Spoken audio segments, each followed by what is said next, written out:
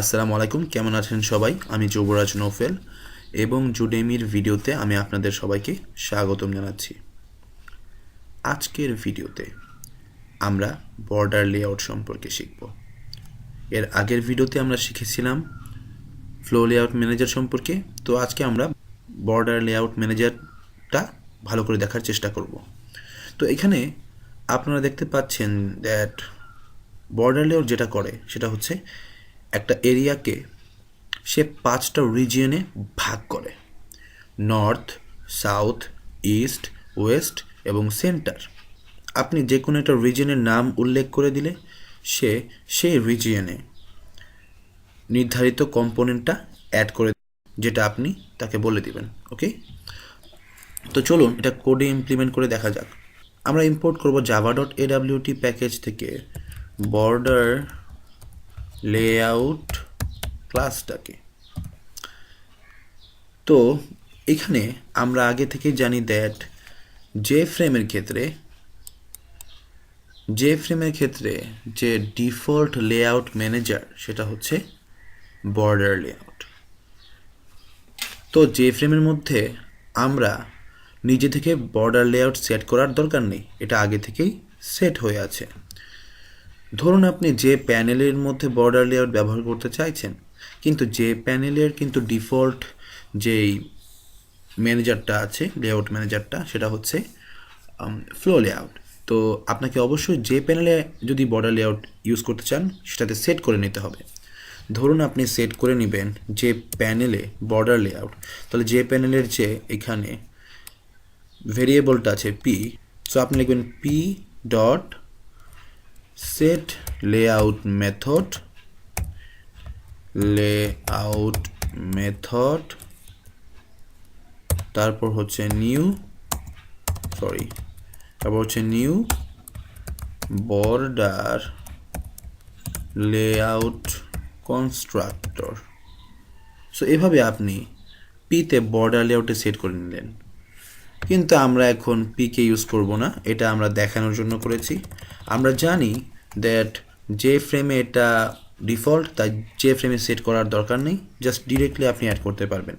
যেভাবে যে ফ্রেমে অ্যাড করছি ঠিক একইভাবে যে প্যানেলও আপনি অ্যাড করবেন। সো ঘাবড়ানোর কিছু নেই।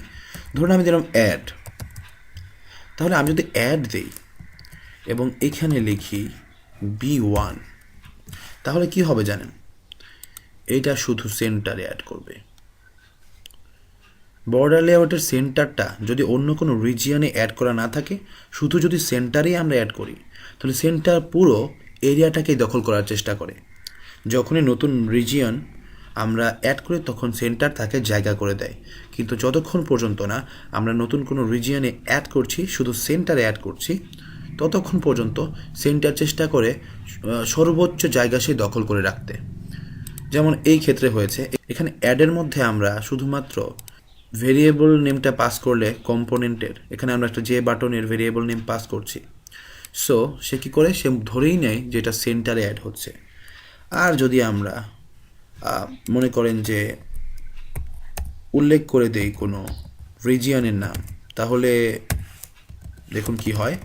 আমরা এখানে আরেকটা বাটন অবজেক্ট B2 তৈরি করেছিলাম, সো B2 কমা এখানে আরেকটা আর্গুমেন্ট যাবে, সেটা হচ্ছে বর্ডার লেআউট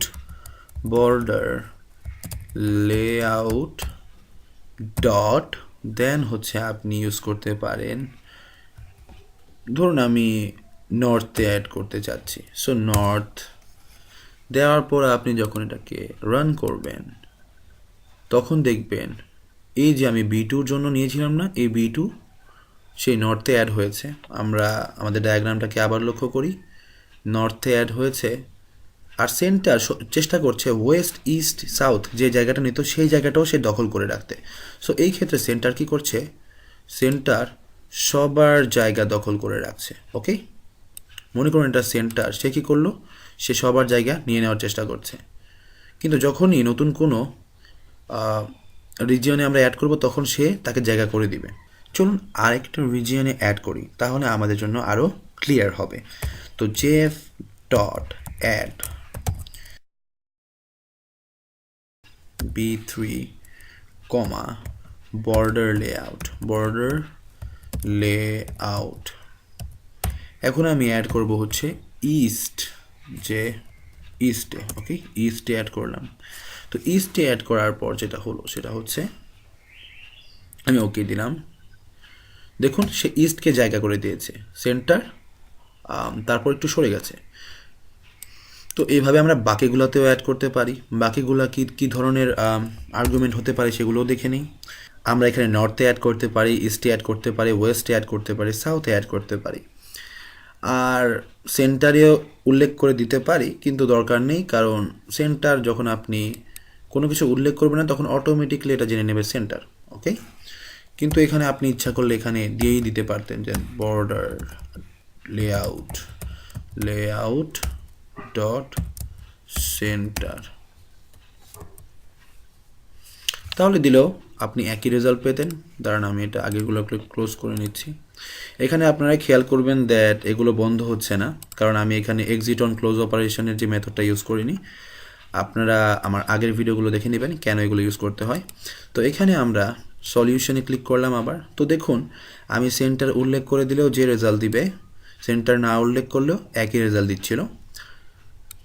তো এইভাবে আসলে আপনারা বর্ডার লেআউট ব্যবহার করতে পারেন। এইখানে একটা জিনিস বলে রাখা ভালো, দ্যাট যে ফ্রেমের মধ্যে ডিফল্ট লেআউট হচ্ছে বর্ডার লেআউট। তো একটা জিনিস তো শিওর, যে ফ্রেমে বর্ডার লেআউট ওকে সেট করা আছে আগে থেকে, তার মানে এই নয় যে ফ্রেমে আমি বর্ডার লেআউট এখনও সেট করতে পারবো না। যে ফ্রেমে এখনও আপনি বর্ডার লেআউট সেট করতে পারবেন, এটা দিলেও একই রেজাল্ট দেবে, সমস্যা নেই, ওকে। আপনাদের একটা হোমওয়ার্ক দেই, এইখানে যে প্যানেলের অবজেক্টের মধ্যে আপনারা বাকি যে কম্পোনেন্টগুলো আমরা অ্যাড করতে পারিনি সেগুলোকে আপনার এখন পর্যন্ত করা যে কোনো একটা লেআউট ম্যানেজার দিয়ে কম্পোনেন্ট অ্যাড করে দেন সেই প্যানেলটাকে যে ফ্রেমের বর্ডার লেআউটের যে কোনো একটা রিজিয়নে অ্যাড করে দেখুন, দেখতে পাবেন আপনি নতুন কিছু একটা শিখে গেছেন। আশা করি সেটা করে দেখবেন, তাহলে আপনার জন্য লেআউট জিনিসটা আরও ক্লিয়ার হবে। পরবর্তী ভিডিওর জন্য আমাদের সাথে থাকুন। আসসালামু আলাইকুম।